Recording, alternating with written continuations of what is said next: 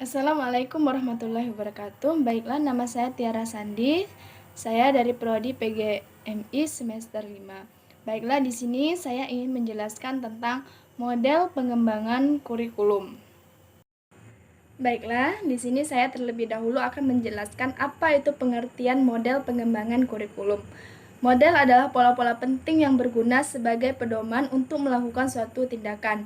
Model dapat ditemukan dalam hampir setiap bentuk kegiatan pendidikan, seperti model pengajaran, model administrasi, model evaluasi, model supervisi, dan model lainnya. Menggunakan model pada perkembangan kurikulum dapat meningkatkan efisiensi dan produktivitas. Jadi dapat disimpulkan bahwa pengembangan model kurikulum adalah suatu sistem dalam bentuk naratif, matematis, grafis, serta lambang-lambang dalam penyusunan kurikulum yang baru ataupun penyempurnaan kurikulum yang telah ada, yang memberikan relevansi dan pada masa mendatang. Baiklah, saya akan menjelaskan jenis-jenis model-model pengembangan kurikulum. Di sini sangat banyak sekali model-model pengembangan kurikulum, dan saya akan menjelaskan beberapa dari model-model pengembangan kurikulum. Adapun model-model pengembangan kurikulum ialah salah satunya ada model pengembangan kurikulum administratif. Model administratif merupakan model pengembangan kurikulum yang paling lama. Model ini sering disebut garis dan staf atau top down atau line staf. Munculnya model tersebut berawal dari inisiatif dan gagasan pengembangan dari para administrator pendidikan dan menggunakan prosedur administrasi. Pengembangan model ini bersentral pada wewenang dari pemerintahan pusat. Pemerintahan pusat melalui pejabat pendidikan yang berwenang dalam semisal Dirjen Pendidikan membentuk komisi pengarah pengembangan kurikulum. Adapun tugas dari komisi pengarah kurikulum sebagai berikut. Yang pertama, menyiapkan rumusan falsafah. Yang kedua, merumuskan konsep-konsep dasar. Yang ketiga, merumuskan landasan 6. Yang keempat, merumuskan kebijaksanaan. Yang kelima, merumuskan strategi utama. Yang keenam, merencanakan garis-garis besar kebijaksanaan. Yang ketujuh, memberikan garis-garis besar kebijaksanaan. Yang kedelapan, membentuk tujuan umum pendidikan. Baiklah, kita berlanjut pada model pengembangan kurikulum yang kedua, yaitu model grassroots atau dari bawah. Memeriksa jika pada pengembangan model administratif kegiatan pengembangan kurikulum berasal dari atas, model ini inisiatif justru berasal dari bawah, yaitu dari para pengajar yang merupakan para pelaksana kurikulum di sekolah-sekolah. Model pengembangan kurikulum administratif bersifat sentralisasi, sedangkan model grassroots akan berkembang pada sistem pendidikan yang bersifat orientasi yang demokratis. Dari rekayasa model grassroots bertanggung jawab membangkitkan apa yang menjadi dua aksioma kemantapan sebuah kurikulum, bahwa sebuah kurikulum hanya dapat diterapkan secara berhasil apabila guru-guru dilibatkan secara intim dengan proses pembuatan konstruksi dan pengembangannya, bukan hanya para profesional, tetapi murid, orang tua, anggota masyarakat lain harus dimasukkan dalam pengembangan kurikulum. Baiklah, model pengembangan kurikulum selanjutnya ada model pengembangan kurikulum Beauchamp. Sesuai dengan namanya, model ini diformulasikan oleh G.A. Beauchamp pada tahun 1964, yaitu mengemukakan bahwa ada 5 langkah penting dalam pengambilan keputusan pengembangan kurikulum. Menurut Beauchamp, untuk merancang sebuah kurikulum harus ditempuh 5 langkah, yaitu yang pertama, langkah pertama, pejabat pemerintah yang berwenang dalam pengembangan kurikulum harus menentukan lebih dahulu lokasi atau wilayah yang akan dijadikan pilot proyek untuk pengembangan kurikulum. Langkah kedua, setelah wilayah atau lokasi yang akan menjadi pilot proyek sudah ditetapkan, maka langkah berikutnya adalah menentukan personalia yang akan ikut terlibat di dalam pengembangan kurikulum. BUCAM melibatkan orang-orang dari staf ahli kurikulum, pakar kurikulum, dari perguruan tinggi, dan guru-guru sekolah yang telah dipilih, pakar pendidikan, masyarakat yang dihimpun dari berbagai kalangan, yaitu dari pengarang atau penulis, penerbit, politikus, pejabat pemerintah, pengusaha, dan industriawan.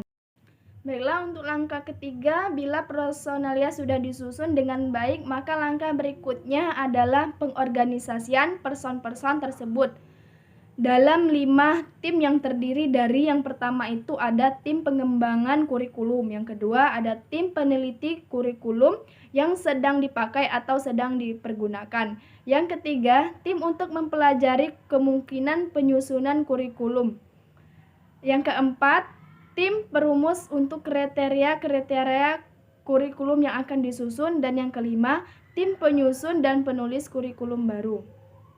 Adapun langkah keempat, yaitu pada langkah ini ditentukan implementasi kurikulum. Pelaksanaan kurikulum memakai pekerjaan yang cukup rumit karena membutuhkan kesiapan dalam banyak hal, seperti guru sebagai pelaksana kurikulum di kelas, fasilitas siswa, dana, manajerial pemimpin sekolah atau administrator sekolah.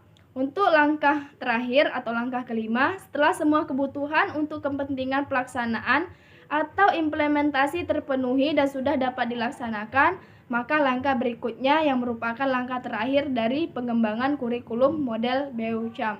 Setelah untuk model pengembangan kurikulum selanjutnya, ada model pengembangan kurikulum Rep Taylor. Dalam bukunya yang berjudul Basic Principles Curriculum and Instruction pada tahun 1949, Taylor mengatakan bahwa curriculum development needed to be treated logically and systematically. Ia berupaya menjelaskan tentang pentingnya pendapat secara rasional, menganalisis, menginterpretasi kurikulum dan program pengajarannya dari suatu pengajaran dari suatu lembaga pendidikan. Pengembangan kurikulum model Taylor ini mungkin yang terbaik dengan penekanan khusus pada fase perencanaan. Untuk model pengembangan kurikulum selanjutnya ada model pengembangan kurikulum inverted model TABA. Pengembangan kurikulum model ini diawali dengan melakukan percobaan, penyusunan teori, dan kemudian baru ditetapkan. Hal itu dimaksudkan untuk lebih mempertemukan antara teori dan praktik, serta menghilangkan sifat keumuman dan keabstrakan yang terjadi dalam kurikulum yang dilakukan tanpa kegiatan percobaan. Untuk model pengembangan kurikulum selanjutnya ada model pengembangan kurikulum The Demonstration Model. Model demonstrasi pada dasarnya bersifat grassroots, datangnya dari bawah. Model ini diprakarsai oleh sekelompok guru atau sekelompok guru bekerja sama dengan ahli yang bermaksud mengadakan perbaikan kurikulum. Model ini hanya berskala kecil. Model ini hanya mencakup satu atau beberapa sekolah, suatu komponen atau mencakup keseluruhan komponen kurikulum. Baiklah, model pengembangan kurikulum selanjutnya ada model pengembangan kurikulum Roger Interpersonal Relation Model. Pendidikan merupakan upaya untuk memperlancar dan mempercepat perubahan pada diri manusia, guru, serta unsur-unsur pendidik lainnya, bukan sebagai pemberi informasi atau penentu perkembangan anak, tetapi mereka hanya mendorong dan yang memperlancar perkembangan individu yang belajar. Dengan model pengembangan kurikulum interpersonal relation ini, Carl Rogers berpendapat bahwa kurikulum diperlakukan dalam rangka pengembangan individu yang terbuka, luas, dan adaptif terhadap situasi perubahan. Untuk model pengembangan kurikulum selanjutnya ada di Wheeler.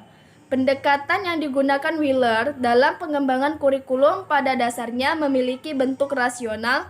Setiap langkah kurikulum pada dasarnya memiliki bentuk rasional. Setiap langkah fasenya merupakan pengembangan secara logis terhadap model sebelumnya, di mana secara umum langkah tidak dapat dilakukan sebelum langkah-langkah sebelumnya telah diselesaikan. Lalu selanjutnya model pengembangan kurikulum selanjutnya ada model pengembangan kurikulum Audrey dan Howard Nichols. Mendefinisikan kembali metodenya Tyler, Tabah, Wheeler dengan menekankan pada kurikulum proses yang bersiklus dalam bentuk atau bentuk lingkaran, dan ini dilakukan demi langkah awal yaitu analisis situasi situasional analisis. Model pengembangan kurikulum selanjutnya ada model pengembangan kurikulum Decker-Walker. Pada awal 1970, Decker-Walker berpendapat bahwa objektif atau rasional model dalam proses kurikulum ini tidak menerima pendapat dalam literatur yang tidak populer.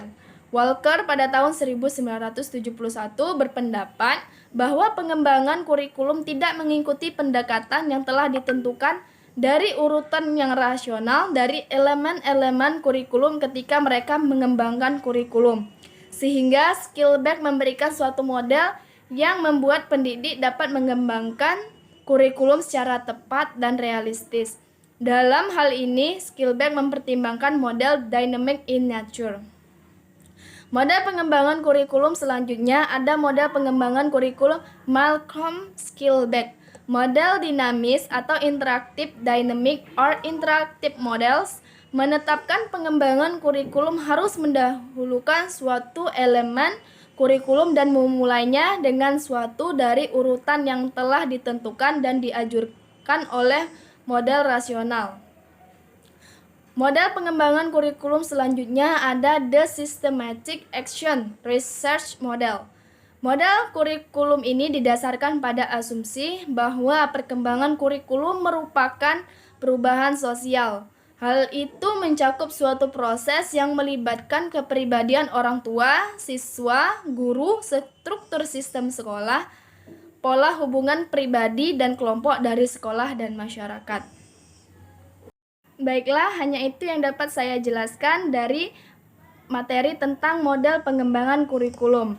Apabila ada salah, saya mohon maaf, kepada Allah saya mohon ampun, dan semoga bermanfaat bagi teman-teman semua. Saya akhiri, wassalamualaikum warahmatullahi wabarakatuh.